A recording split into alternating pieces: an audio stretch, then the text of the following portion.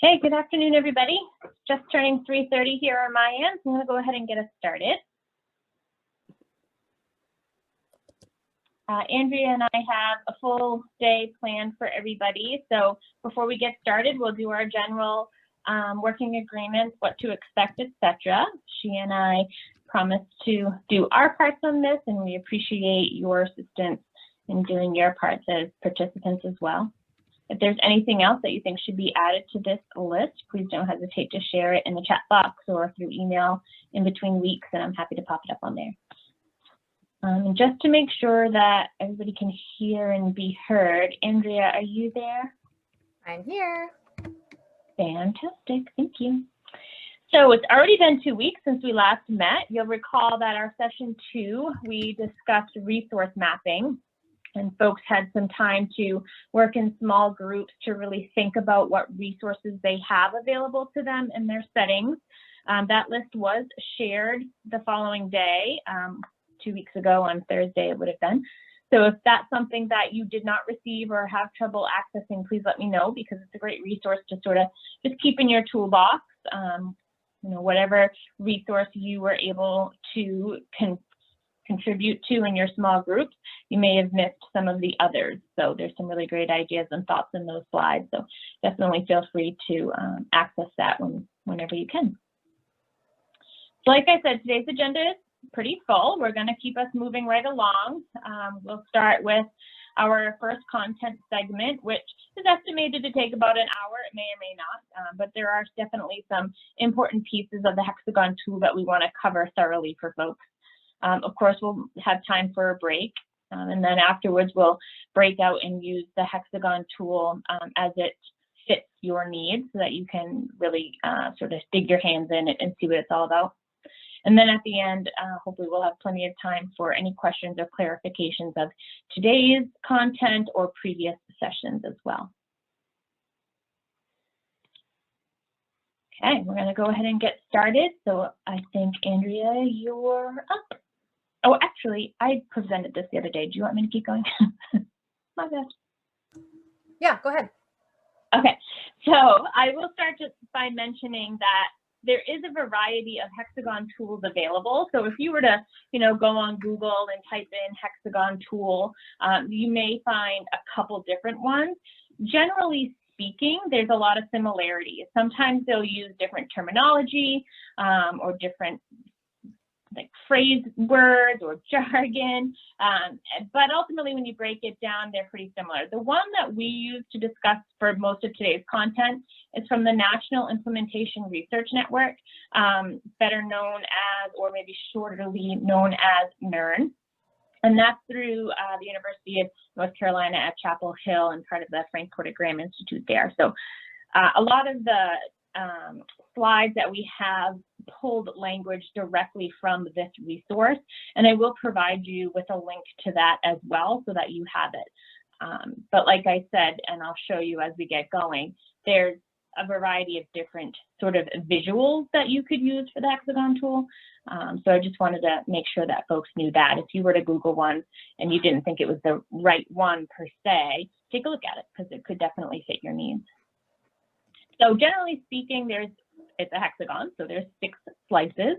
And today, these are the slices that we're going to go through one by one. The red ones and the green ones are slightly different in that, I'm just going to jump slides for a second.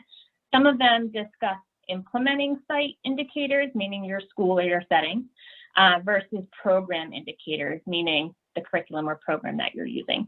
So this is the visual here from the NERN site, and you can see that they use the colors blue and green to distinguish between implementing site and program indicators. And they alternate their slices, blue, green, blue, green, blue, green, etc. And you'll notice on ours, I had all of the red stacked on top of all of the green for no rhyme or reason, just letting you know there's a little bit of a difference there. So we're going to go ahead and dive in, and I believe Andrea is going to walk us through here. Actually, Nicole, if you could go back to go to the advanced one slide. Okay. You'll also notice, Nicole's right with the implementing site and program indicators. One thing I wanted to point out before we get too deep into the slices is you'll notice that there is a line that looks like it's grouping two of the slices together. And so while the NERN site represents it in this way, blue, green, blue, green, blue, green, you'll notice that the first two, blue and green, they're going to share a lot of common threads and a lot of similarities. So when you hear us talking about these, you might be like, yeah, didn't you just say that? Or didn't we already talk about that? And it's because sometimes the slices do tend to share some similar threads.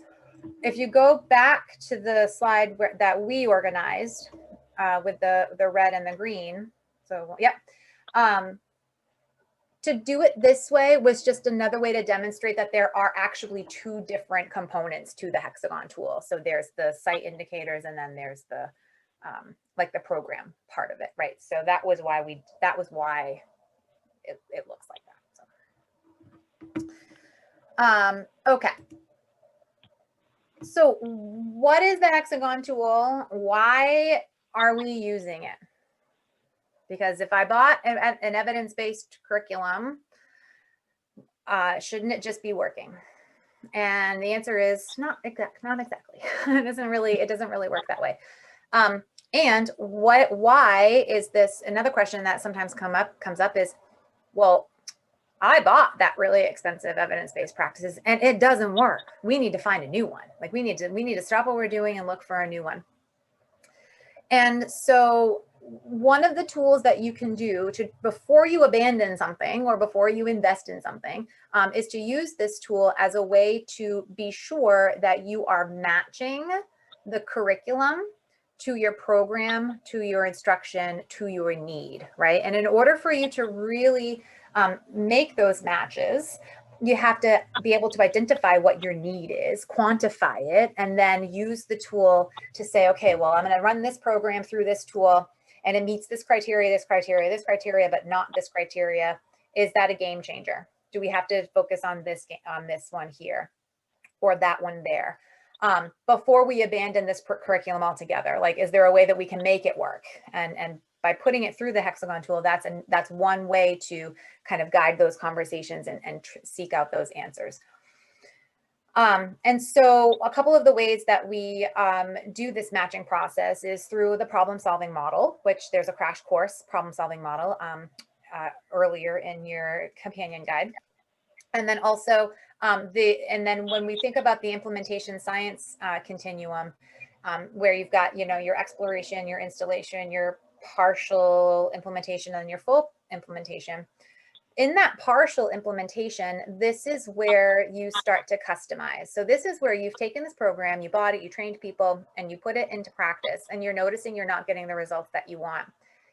Instead of just barreling through and thinking that it's going to be okay, you might actually go back down a step into another part of the implementation science continuum. So you might go all the way back to exploration. This Hexagon tool is going to live in that exploration phase of implementation science, because it's where you're going to look at and ask a lot of questions.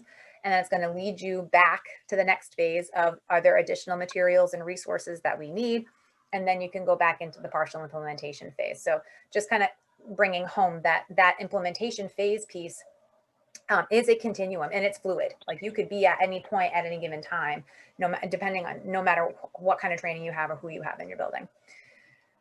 And so when we think about how we apply this tool, and another reason why we apply it or how we apply it is that, there is a difference between what's best for kids and what can we feasibly do with fidelity for kids to get the best result, right? An evidence-based practice that's nice and fancy and has had a lot of research done to it and has had, maybe has a big ticket label on it and it's highly used and it's well known around the country or whatever it is. Somebody might say, well, this tool is best for kids because it says so. It says that this tool is best for kids. And that's fine, but you could take something that is the best for kids, and if you think that you're going to get the best result with it without taking into consideration a few other things such as people, materials, capacity, and fidelity, then you're most likely not going to get the best result with this, what was best for kids. So what is best for kids is taking a really good program And then utilizing your people, materials, capacity, and monitoring fidelity so that that program can be best for kids and get you the best level of results that you're looking for.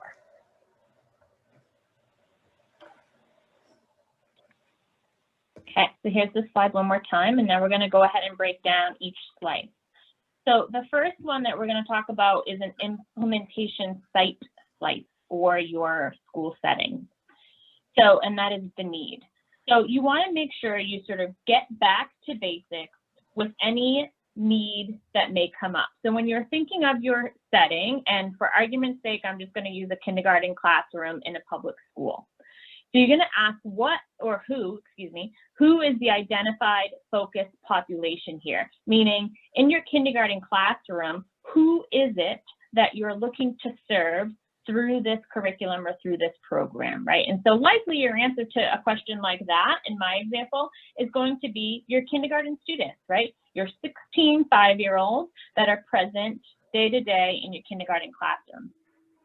So once you've answered that, then you're going to ask yourself, can you even further disaggregate that population by commonalities? So of those 16 students, what are their unique and diverse mannerisms, abilities, developmental levels that make them who they are?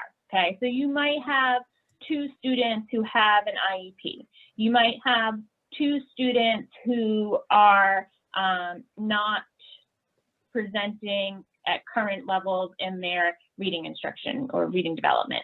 You might have 1 student who's behind on their math skills. You might have 5 students who are developing and moving along in your classroom beautifully, and you have no concerns academically or socially for, right? So the idea being taking that larger population of students and breaking it down, disaggregating it into smaller buckets, so that you can really see who it is and what the individual needs are of that population. So here you might have a whole group of students, so here's your whole population. You might break that down to ones in our current world, in our current reality, who are learning remotely, okay? So I know there are many schools that have students that are taking advantage of remote instruction only and not having any in person, but they're still on your roster, they're still part of your instruction, and certainly still part of your population. The next thing you'll ask is, what is the identified needs of this population, of this classroom, and how do you know that? So in other words, is it a group of teachers who are coming to the administration saying, look, we are all the kindergarten teachers, this is a curriculum that you're asking us to implement, and we're concerned that it doesn't recognize students' abilities the best way that we know how. So maybe this curriculum is asking students to spend a lot of time independently at a table doing worksheets. And you know, as a kindergarten teacher, that that's not best practice. That's not the best way for students to learn. Certainly, you have a handful of students that love to sit at the table and do worksheets, and they do it with no questions asked, and you have no concerns around that. But is that truly what you want in a writing curriculum or in a reading curriculum, etc.? And also, these questions might be coming from a group of community members. It might be coming from a school board. It might be coming from a subcommittee, a curriculum subcommittee. So being aware of who the population is, where the need is coming from, and why you're even questioning it in the first place. And then you want to make sure too that some sort of an analysis of data was conducted. So you remember last time in our session when we did resource mapping, data was one of those resources that we tried to break down. Where can we get data from? What data could we use to tell us to help influence our decision in making a decision, right? And then you'll want to know how the members of the focus population perceive their need. Now, 5-year-olds might not come up to you and say, oh, I think that this is going to be a lovely curriculum, Ms. Nicole, and I think we should buy this and implement it. It serves my needs just well. Now, you're going to want to make sure that the folks that are spending the most time with those children, i.e. the teachers, assistant teachers, families, other staff in the building, that their voice is heard and part of that conversation. What do they see as a need? What do you believe will be helpful for them? If the program or practice is implemented, so if you make a decision, You purchase it likely, or you study it and research the components to implement it. What could potentially change for this population, for these kindergarten students, if you were to do this? Okay, so these are all questions that you can be asking in a team. It's not a decision to be made by one person, by one kindergarten teacher, by one Title I teacher, by one principal. It's all of their voices together, all of the people that are touching and reaching this focus population. I'm going to stop there for a moment and just ask the group if you use the chat, or feel free to unmute yourself if you have any sort of gut reactions to that or questions for clarification around that. Is that something that is, you know, really new, or something maybe you've had experience in and could share? It's really pretty wide open right now. I feel like prior to, I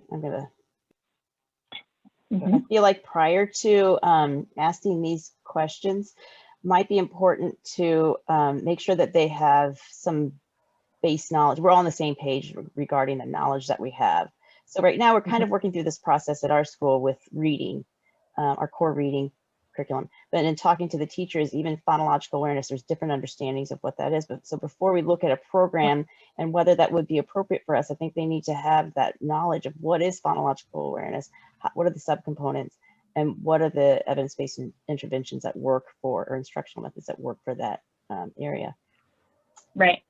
Yeah, that's a great point, Jessica. And I think part of that gets back to, you know, it might not be explicit data necessarily, but certainly it warrants a conversation of the why, right? So why do you think that phonological awareness is low? Why do you think that we need to improve our instruction on phonological awareness? What is your understanding at a base level of this, you know, without getting too, like, you know, too personal with teachers, or potentially, you know, hurting feelings or something, like I know more than you or something. We wouldn't want that conversation, but getting down to the root of exactly what you said, being on the same page, and the need being, having the same reasoning behind it. Does that make sense? Wednesday afternoons are not my best at articulation. To add on to Nicole, your need is also going to be your best decisions based on your need are going to be made through a data informed process. So like Nicole was saying, whether that's numbers or whether that's a collection of rationale that you have, you also have to have explicit knowledge of, and it sounds weird to say, well, of course I have knowledge of this. Explicit knowledge of what your expectation is for the group as a whole. So from an MTSS perspective, for example, you really need to know and quantify and communicate what the expectation is for the group as a whole, and then ask yourself, how close are you to getting everyone to that expectation, right? So if the expectation for behavior, for example, is, you know, 0 to 1 office referrals, you know, per week, and you collect some data, and so the expectation is 0 to 1 in a week, and you collect some data and you see that you've got like 10 or 11 in a week, the need here is we've got to figure out how we're going to mitigate and get us closer to our expectation, right?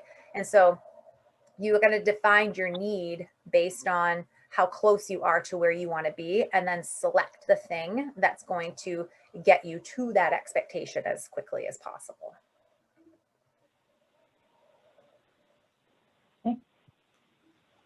Okay, I'm going to move us along to the next slide.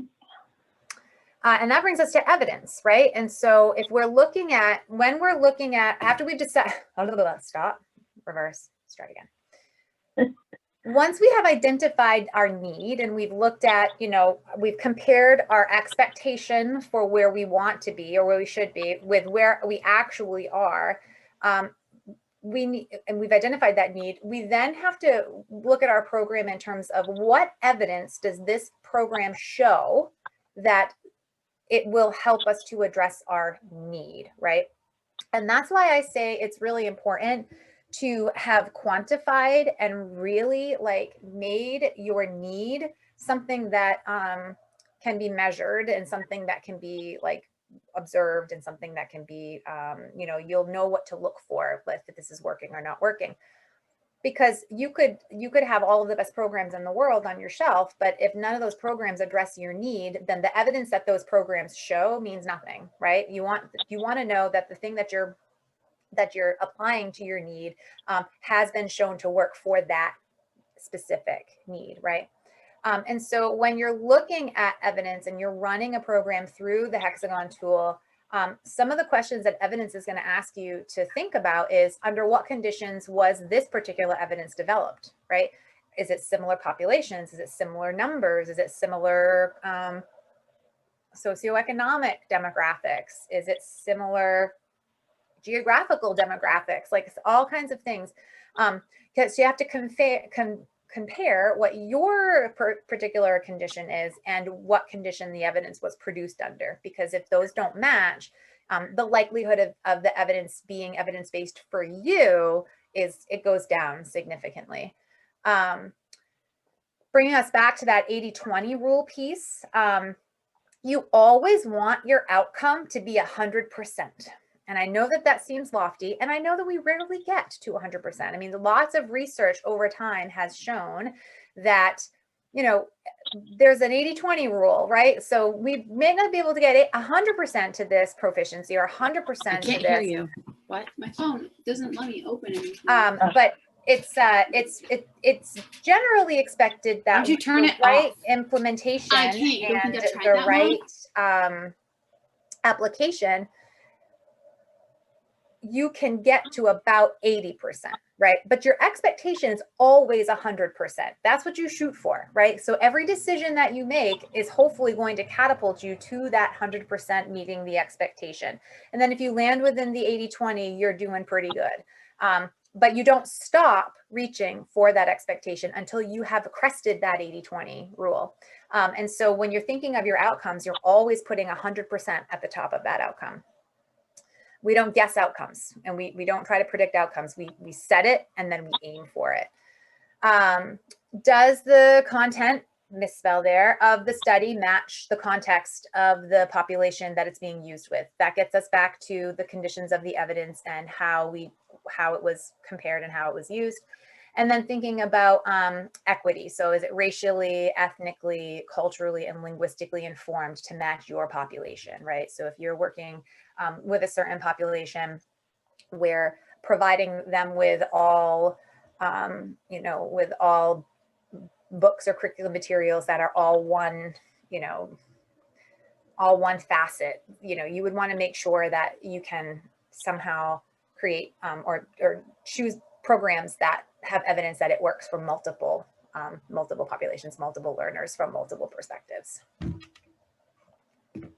And so like before, I'll pause and we will leave a few minutes of space open for folks to jump in with questions if needed before we advance to the next slide.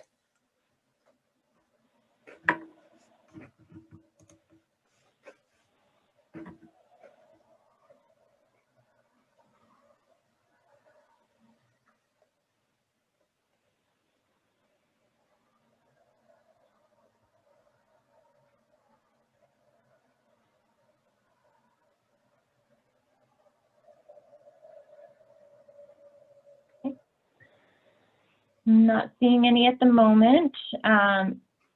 We'll keep an eye on the chat box though. So if something does come up, feel free to use that and we can always refer back to it as well. So another slice to consider is the fit.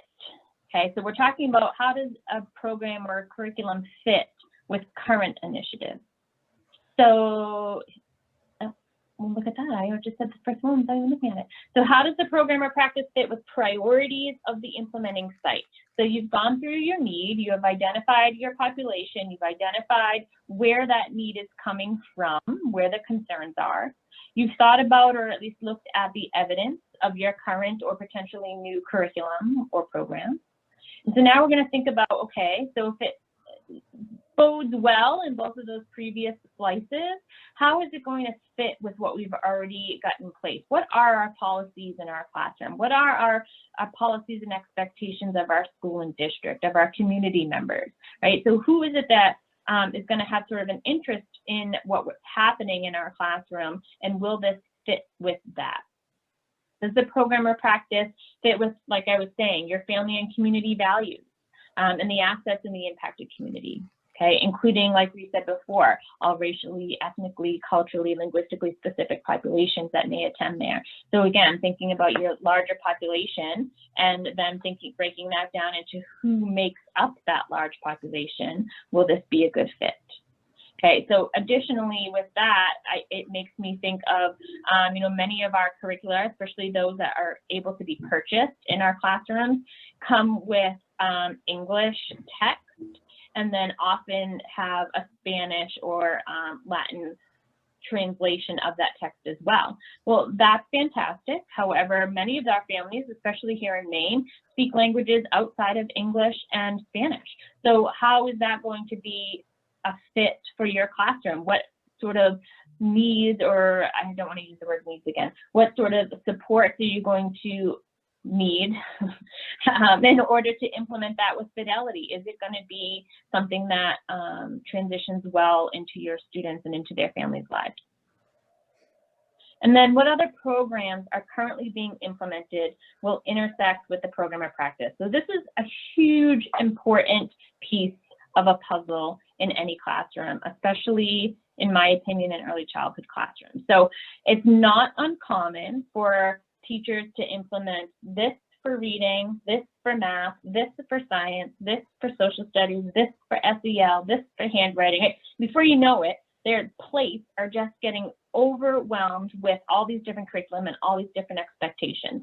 And often, when you purchase an evidence-based curriculum, it typically comes with some type of an assessment tool. So now not only are you implementing lessons from all of these different pieces of curriculum, now you're also being asked to assess it with the tool that came with it, or with the practice that the tool recommends you to use.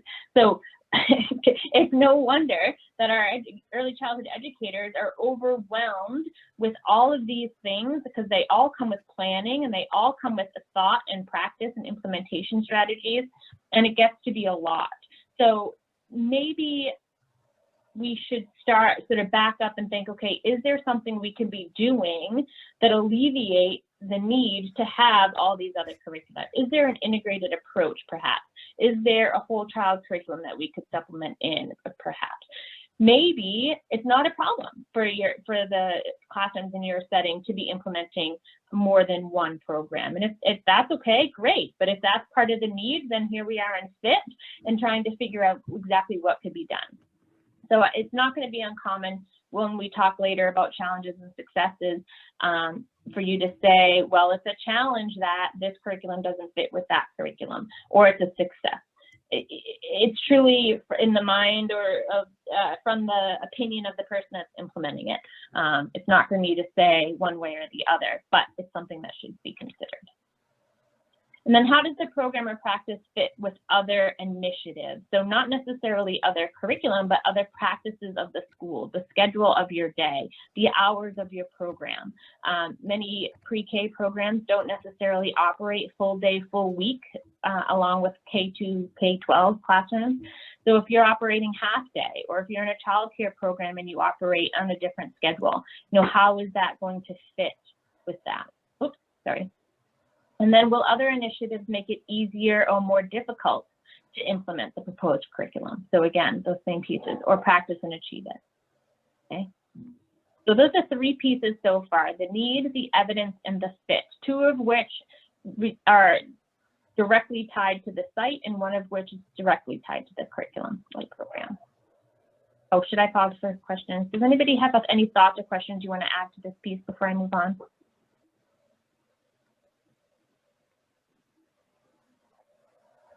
Would anybody agree that there's a lot, you're implementing a lot, maybe too much?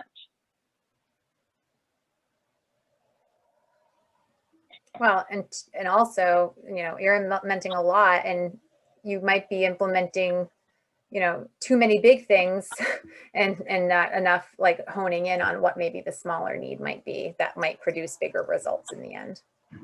Yeah.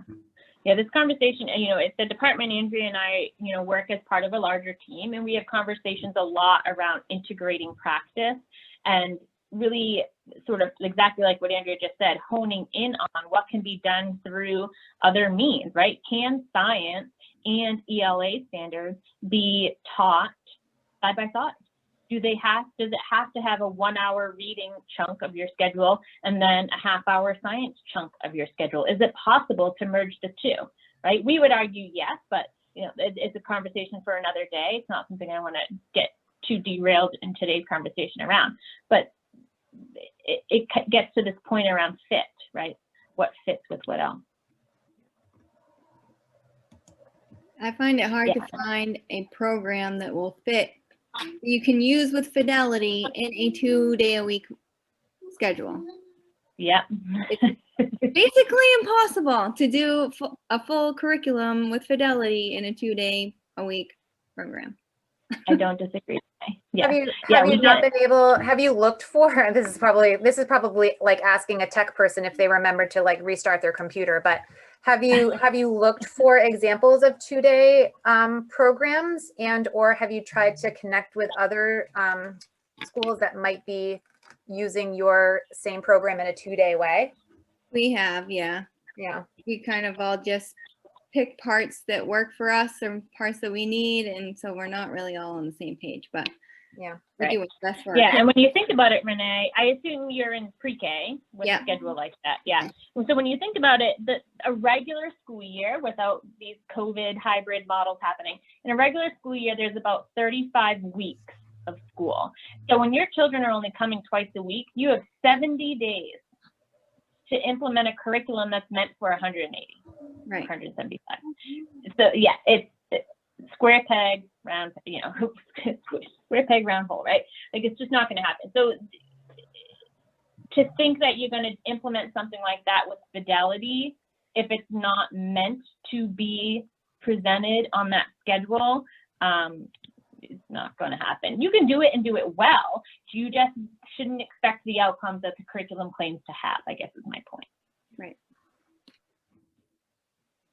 Yeah, that's a different call. I was just checking in the chat box. That's a common schedule and a difficult schedule. It's not much different for many of our programs that operate our public pre-Ks on half day. So if they operate 4 half days a week, it's pretty similar to 2 full days. At least they get the,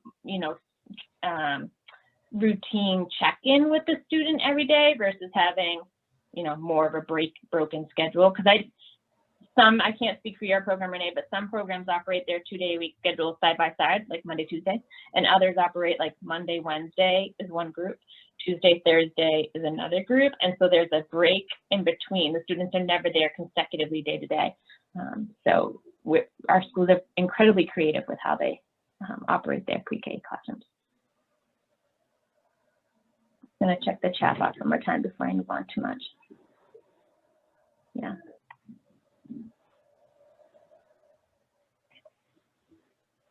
Okay. So Nicole, can I ask one question? I'm sorry, I'm coming in late. Yeah. So our school we're struggling with math, a math program, and we are a pre-K through 8 with 60 students. So we each teacher teaches 2 classrooms. So I teach first and second. We have a pre-KK 3, 4, 5, 6, 7, 8. It's really hard when there's 4 of us sitting in the room and none of us share sort of the same age level, the same sort of some of those target needs. It's really hard, and there's 4 personalities. One teacher says, well, I just like to teach my own lessons. I take what it is and I create it myself, and that works for her as long as she's getting good scores, but it's not going to carry over if she leaves. But anyway, it is a struggle, and I'm wondering, do you see ways to divide by age groups? Of course, that would leave us kind of in our island.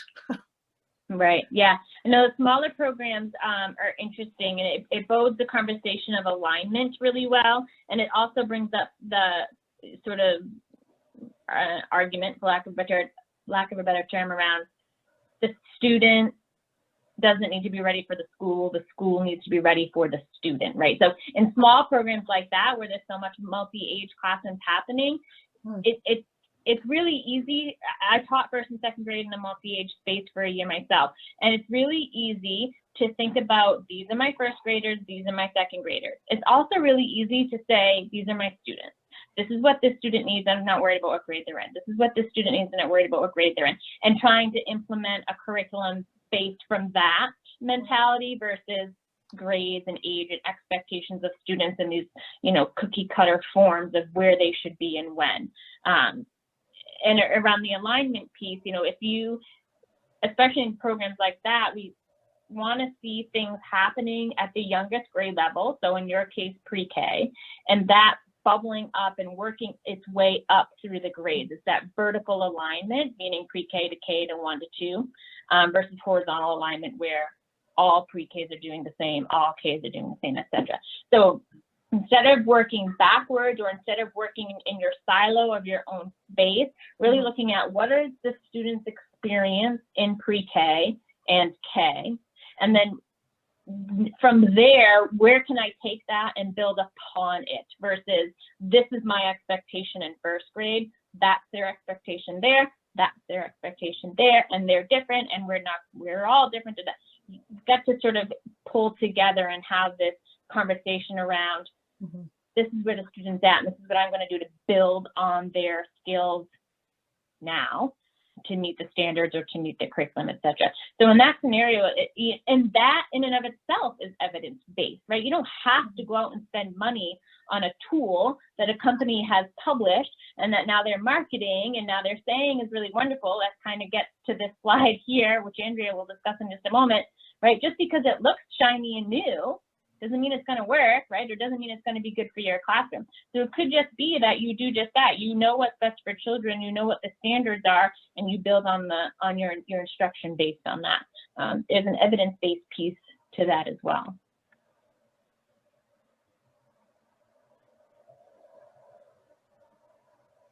Andrea, I know you have to cut out in a few minutes. Do you have time to do this one before you go?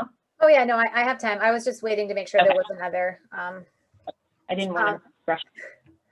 So one of the things here, I think, is there's going to be a little bit of a discrepancy here too, between earlier childhood. So like your pre-Ks that are, you know, half days or staggering days or whatever, versus say like a grade 3, if some of you are here like representing grade 3.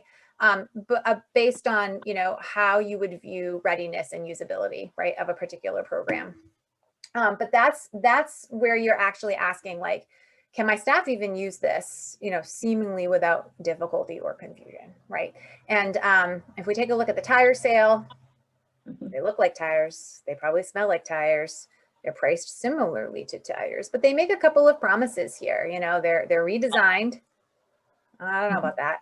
And they're gonna guarantee 100,000 miles each. Like, I don't know about that either, right?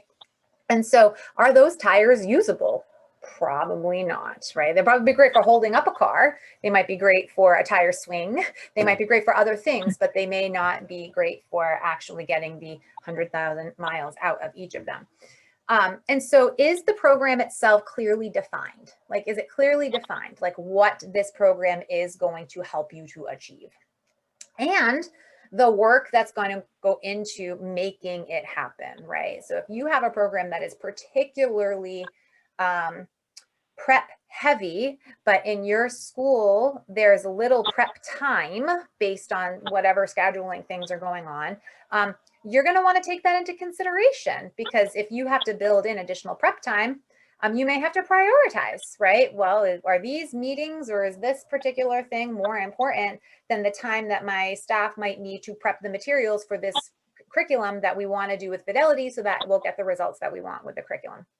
And so sometimes weighing those things and trying to decide is, you know, are there changes that you can make? And if not, then, you know, you really have to think about how you might have to like adjust from the usability piece, because again, you know, lots of prep work in a school with no prep time, then, you know, you're looking at something that is, you're not comparing apples to apples there.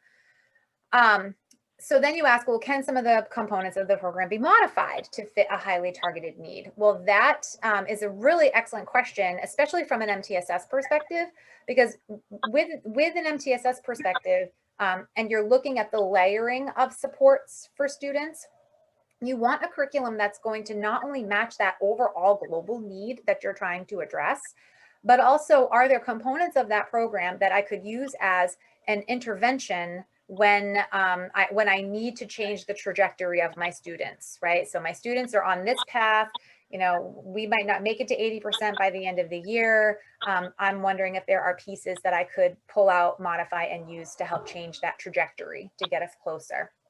And so is it usable in a couple of different ways without modifying or making worse the situation you might already be in? And then this gets back to the question that I asked. I don't know who it was that was talking, but is there a warning label that articulates what not to do, right? So a lot of times these programs come with lots of books about like, do this and do this and do this and do this, but not a whole lot of, you know, please don't do this, or we don't recommend that, or like, you know, kind of giving you like the other side of that. But then also looking for models in the field. So if you knew of somebody else that was using this and they had similar, a similar structure as you, so like a neighboring school that had the same rotating schedule or a neighboring program or something, you know, really, and they're using this same program. I mean, you'd be surprised what kind of information you can get out of a quick, you know, like discussion with them. Well, this worked for me. This is not working for me. Well, actually that's working for us. And so this is how we did it, and kind of like collaborating. So making sure you're not alone when it comes, because that actually plays a lot in that usability piece.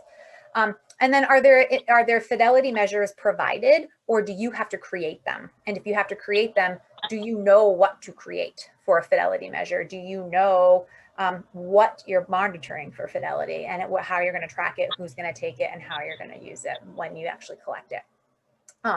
Some programs come with them and some programs don't. I would say more often than not, they don't. I think now they're starting to a little bit more than maybe some of the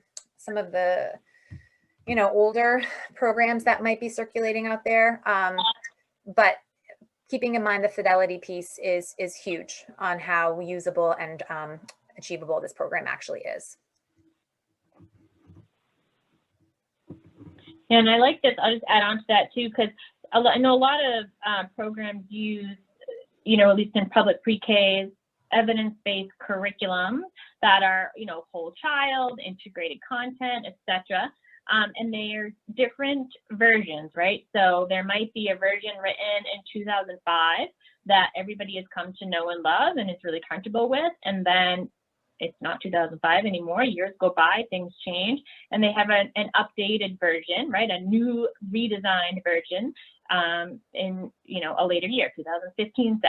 And folks automatically think, oh, it's been updated, we need to update it. Well, maybe not. You know, maybe what you're using fits your need, has the evidence you're looking for, fit your program, and has a usability, right? So just because something is new and redesigned, obviously doesn't mean that you have to update. So going through a process like this can sort of help identify that for you as well. We'll pause just for a minute for chat box or anybody that wants to ask a question or add anything to this piece.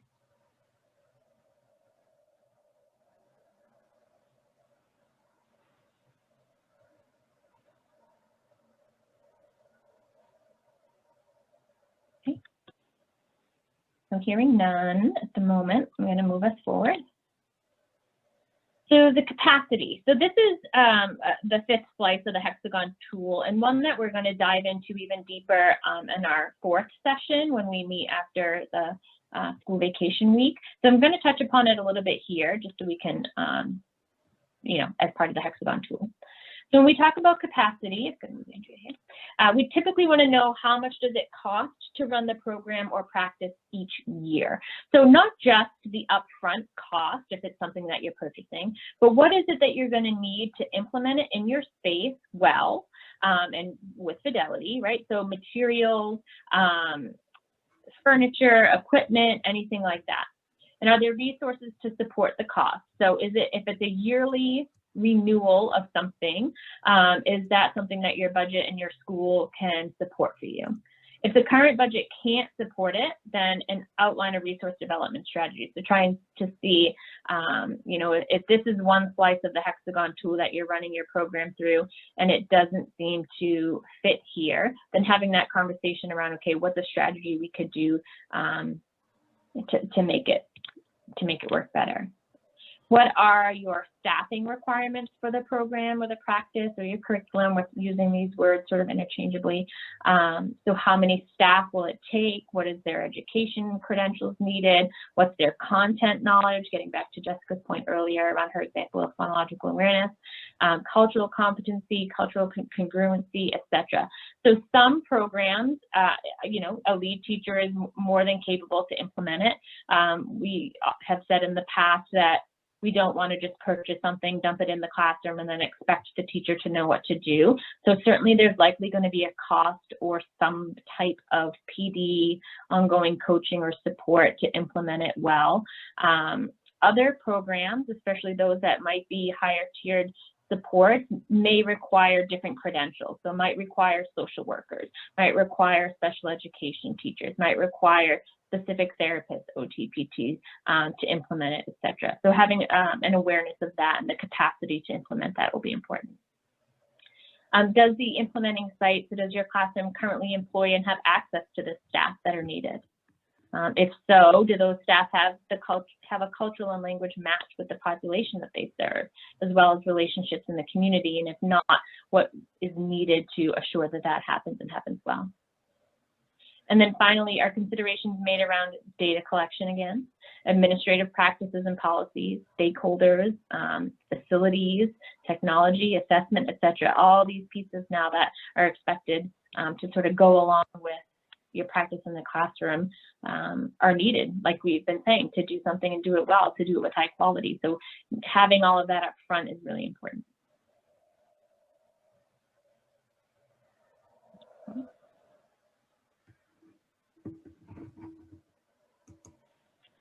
Any thoughts or questions before I go on?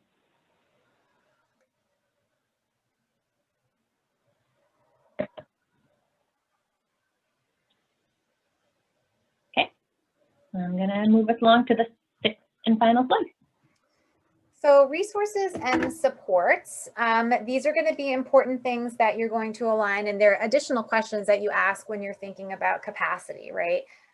So some of the things that you're going to want to look for is whether you have a consultant that is paired with the program, you know, wherever it was that you purchased the program. And if not, is there a resident expert, you know, that is available to you, somebody that maybe used this program in a prior program, this program in a prior program or a prior school? Maybe is there anybody that has been trained and can train the trainer kind of thing? You know, is there anybody that has even just a little bit more? I call it like the 10%, you know, like, is there somebody that knows even just 10% more about this program than maybe you do, that is going to be able to help get around roadblocks and help break down roadblocks when they happen, and they will happen. And so thinking about who your experts are and who they and how to utilize that as a resource for making sure that the program can be implemented, and so you can get the best outcome with that program. One of the questions to come across, and we'll talk about with capacity also next week, is there going to be a need to hire someone? And if so, is there a job description that matches the program goals? If you're simply looking to add somebody to your staff because you think an extra person will help us with this program, that's okay, but it's a lot more potent if you are thinking about hiring this person specifically for their expertise or their ability to implement and use this particular program. And so is there a job description that that comes with the program? Like if you're looking for somebody, they would, you know, you would want to look for X, Y, and Z, or do you need to come up with that on your own, so that you can match the person that you potentially would hire to the program that you're looking to implement with Fidelity? Does the administrative team know this program? And I don't mean know it like, oh yeah, I've heard of that, but I mean like the ins, the outs, the look fors, etc. Your school administrator, your school level leadership team, they are your catalyst. They are your You know, they're the ones that are making sure that the wheels are always running, and they're helping with the decision making, and they're helping with the barrier busting, and they're helping with like all these kinds of things. And so if the administrative team only knows this program by name and not necessarily by like content, that's a red flag, right? Unless that administrator is going to commit to and be able to open up time in their extremely busy lives and schedules to be able to take this training and be trained, you know, at the same time with you. Because of course it's your administrator that's going to be doing, you know, your own evaluations. It's the administrator that's going to be helping to bring on professional development. It's the administrators that are going to be doing your walkthroughs and your instructional rounds and things like that. And so they've got to be, if not on the same page as you, a couple of steps ahead so that they know exactly what it is they're looking for, so that they don't inadvertently steer off the wrong path, which can happen when we start to get into like the thick of a school year and the train is moving and the end of the year is coming and we've got all this to do and no time to get it all done. And again, this goes back to like what Nicole said with the capacity. Do you actually have the materials that you need for this, or are you going to have to also purchase additional materials? And I don't mean the materials that come with the program, right? Because the program is going to come with a certain amount of materials, and then, you know, it's going to come with manipulatives, it's going to come with like all these kinds of things. But if you really step back and think about your population, your students in your school, your needs in your building, are you going to actually have to think about and go out and procure even more materials so that this program can have the best chance that it can possibly have to get the best outcomes for those students? And something else that I think is a little less looked at, or maybe is often looked at as a little bit of hindsight, or maybe even sometimes is not even considered, because we're going to do what's best for kids no matter what, and I don't really care. Like if the teacher works here, then that must mean they're on board, right? But the SEL of the adults in your building is going to be a vital indicator of whether this program survives or fails. And so you need support from your educators if you're going to have even a dream of meeting that level of need that you might be trying to address. Do you have buy-in? Do you know how these educators feel about this program? And if you've got a ways to go, what would you be able to do to get them on board? And if you collect information from your staff, so you find out how they're feeling, you get their input, you get their like the things that they want to say, have a plan already in place for how you plan on entertaining those inputs, right? Because a lot of times we're asked, you know, you're given a survey, you give all your information, and then suddenly you realize either one of two things. One, the decision was actually already made, but we want it to look democratic, so we asked you what you thought, even though the decision was already made. And two, we already had an idea of where we wanted to go, so we used the pieces from the surveys that fit the way that we wanted to go. Remember confirmation bias from lesson 1. You're looking to confirm like what it is that you already believe is going to be true, and we tend to filter out the things that might go against. So the SEL and the development of your staff from an emotional standpoint is as important as from the ability to like implement the program intellectually.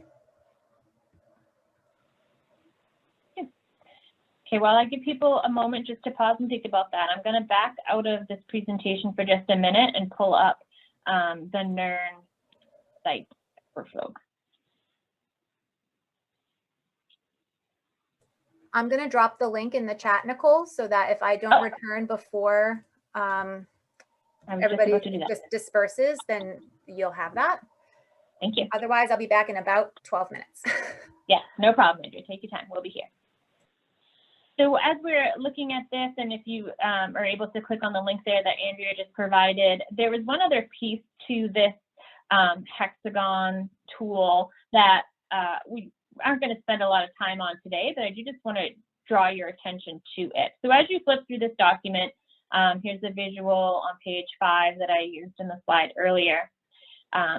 You know, keep this in your back pocket. It's a nice summary of what we just went through, and nice little bullet points there. But then there's also a way to sort of numerically score where you're at with the curriculum. And so if you're anything like me, you really like this because it kind of gives you like a cold, hard outcome, right? Like don't know if anybody else was like me in your preteen years, and you had those magazines with all those crazy quizzes, and it gave you like an answer, right? Like, this is your personality, or this is what kind of a student you are. It's kind of similar to that. You go through each piece of that tool that we just walked through and, you know, identify the program or the practice that you're using. So let's say, for example, you want to run your everyday math curriculum through it. Then you would go through each piece, and it allows you to sort of numerically identify where you're at. Again, if you Google Hexagon Tools, and actually I think it's on fire, there's other ways to do this as well. The Head Start site, let me see if it links it in here, has one that is even easier to use. So if that's something that interests you, then you can come back to here and do that for your program. And so what it will do is, so when you're thinking of everyday math and the need for that curriculum, you'll sort of just read these ratings and see which one fits best for you, and then rate yourself or rate the curriculum. And then you would do the same for evidence, etc. Check here. And then once you've got all of your individual slice scores, so from evidence, from fit, from need, etc., then you come back here to page 6 and fill it in. And then you can really see exactly where you're at, right? So obviously it looks like the highest score possible was a 5, strongly meets the need for any given slice. And the lowest one is a 1. So when you come back here and you see it as a larger view, okay, so if this is everyday math and you've got, you know, a 5, a 3, a 1, a 5, you can see exactly where it's not working as well. And then you can really, you know, hone in your focus on where either supports need to be provided for the educator, supports possibly need to be provided for students, or if it's just not working out the way you thought it would, and maybe it's time for a change. Okay, so I just wanted to share that with folks, and you'll have that. So it's just about 4:30. We're right on time, which is lovely. So the next thing that we're going to do is take a break. And when we come back from break, we're going to go into breakout rooms. And what I did is there'll be 12 rooms, and I'll describe this again, but just so you have a heads up, there'll be 12 rooms, and all are titled with a popular curriculum that was brought up from both Monday's group and Wednesday's group last session when we were doing resource mapping. So I went back into the slides from both of those cohorts and pulled out the names of curricula that were most commonly discussed. So when you come back from when you come back from your break, you'll have a choice to join a room. If you don't care which room you join, fine, you can just randomly choose. If you don't have the ability to choose a room, then just stick around and I'll do it through the chat. So that was a long-winded way to say, let's take a break, and it is 4:28. So let's be back at 4:35.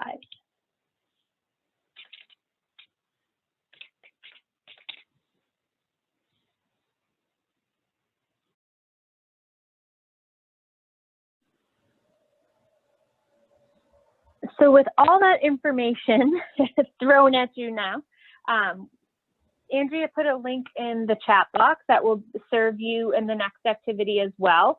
So that's a link to this Hexagon tool that we've been discussing through the National Institution Research Network, or NERN. They're part of the Frank Porter Graham Child Development Institute at the University of North Carolina at Chapel Hill. So specifically, the visual I showed earlier shows up for you on page 5 in that link with each of the explanations there. So there's that you can utilize later as well. And they have some other graphic organizers and visual aids that will help you to sort of run a program or a curriculum through this tool. So you can sort of have that on the back burner, keep it in the back of your mind. The next thing we're going to do is we're going to break into small breakout groups to better utilize our time together and running multiple curriculums through this tool. So once you're in your room, there's a link I'll provide, and actually I already inadvertently gave it to you because that's what I do on Monday afternoons is confuse my links. So You actually already have it, but I'll do it to you again. And it's going to bring you here to the Cohort A Hexagon tool. And so there's 12 slides. You'll only be working on one slide. If you feel like you're complete and you still have more time, by all means, check out the other slides and see what's happening.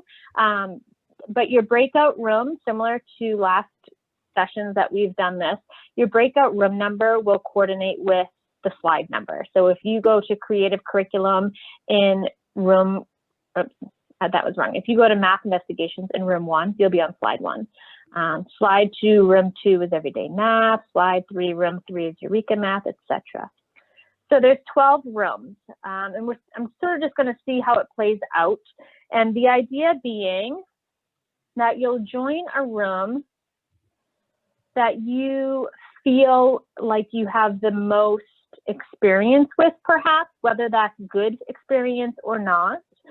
A room or a program that you feel like you can really speak the most confidently about. Now, if you don't relate to any of these curricula that will be available to you in just a moment, I haven't posted it just yet, then just feel free to pick any one, and sort of practice going through the conversation of how you decide the need, how you decide the fit, the resources, the capacity, etc.